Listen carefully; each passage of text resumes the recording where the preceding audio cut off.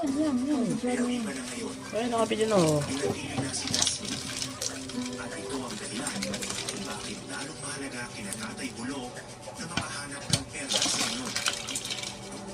Ano yung pinag-iipon?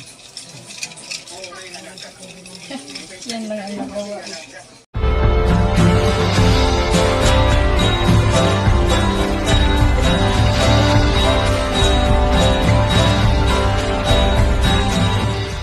Hello everyone, this is Mami Kusina at gagawa naman tayo ngayon ng Magnum Ice Candy. At ayan ang gamit ko, Fuji na bittersweet chocolate.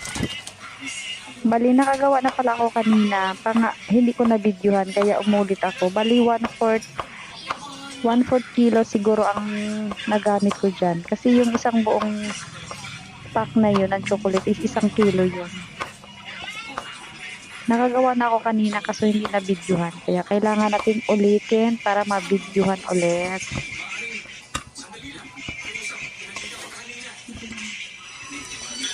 At ayan. I-oven lang natin yan. Microwave oven ng 15 seconds. 15 seconds lang muna. Kasi baka masunog. At ayan na siya, hindi pa siya tunaw. Yung ilalim na ang natunaw. Kaya ibalik pa natin yan na another 15 seconds.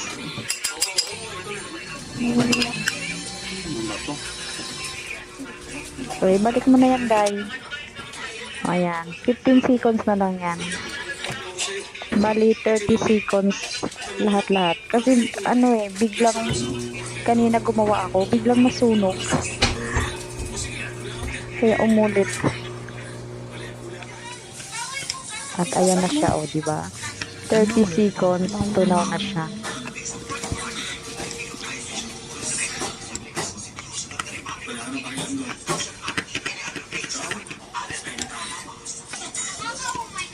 May konti na lang na buo-buo.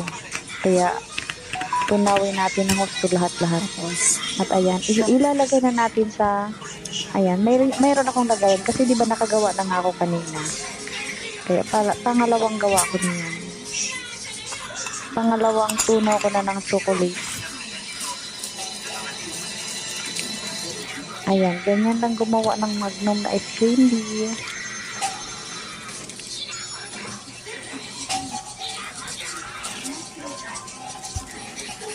Ayan, isakalat mo lang yan. I-spread mo lang kung hanggang saan ang haba ng iyong ice candy.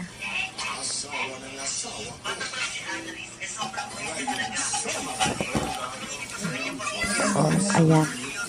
O, diba? Ayan na. Sabi ko nga nakagawa na ako kanina eh. Hindi lang na-videohan. Kaya kailangan natin i-video. At ayan. Galing sa ref yan. Sa freezer talaga. Nakalimutan ko eh. Kailangan malamig ang ating gagamiting mga pangkap. Ayan ang ating Nestle cream.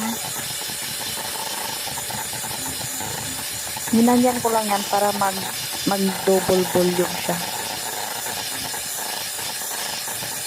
Pwedeng pan business, pwedeng pankain, pero sa ingredients na yan, medyo alanganin sa 15 pesos, pwede na rin. Pero kung 10, di talaga niya kaya. 15 pesos, pwede na rin siya. May kunting tubo. Ayan, condensed milk yun, sinunod ko. Malamig din yung condensed milk, galing sa ref. At pati ang ibap, galing din sa ref.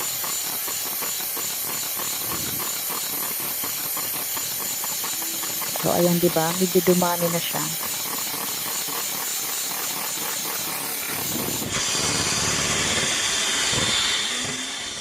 At ayan ang ating ibap.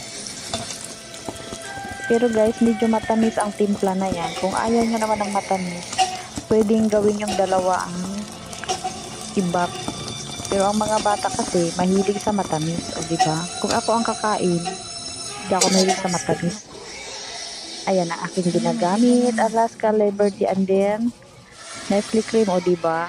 mga ingredients ay mga mga mamahalin.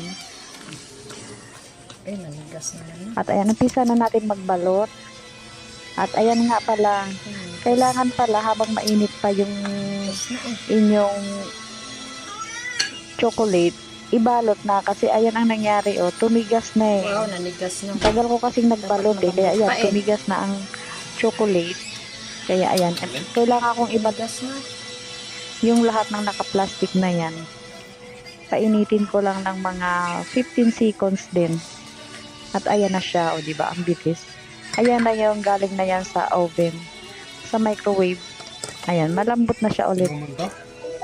Kailangan kasi habang mainit pa, magbalot na para hindi abuti ng pagkatigas. At ayan pala, dyan natin ilalagay sa Tapos dito. tubig na may yellow.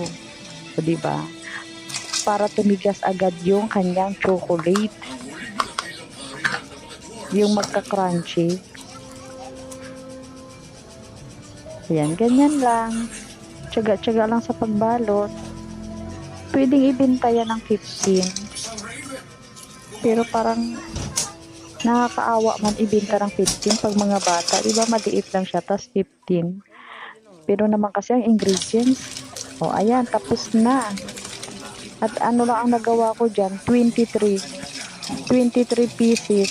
1 in 1 half ng plastic and then 1/3 cup ng mixture. Ayun lang ang nagawa ko. Thank you for watching. Bye-bye.